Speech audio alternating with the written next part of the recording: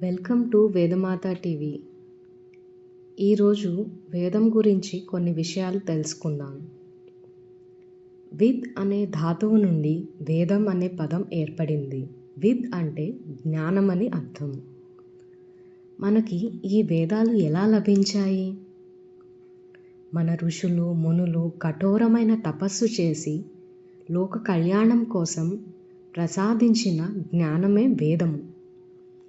పరమశివుడు లోక శ్రేయస్సుకై ఋషుల ద్వారా అందించిన జ్ఞానమే వేదము.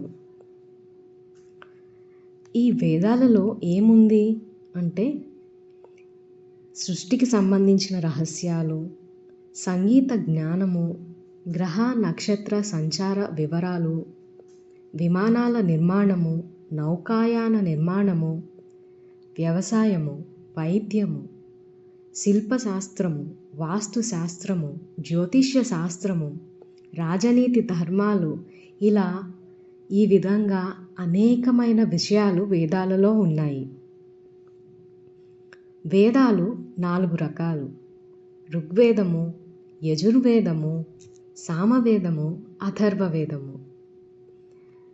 ఋగ్వేదములో 10,520 మంత్రాలు ఉన్నాయి. యజుర్వేదములో 1976 మంత్రాలు ఉన్నాయి. సామవేదములో 1875 మంత్రాలు ఉన్నాయి.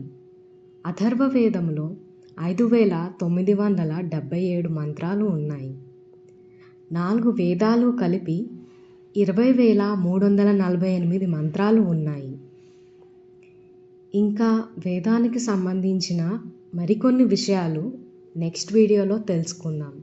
Like and subscribe my channel.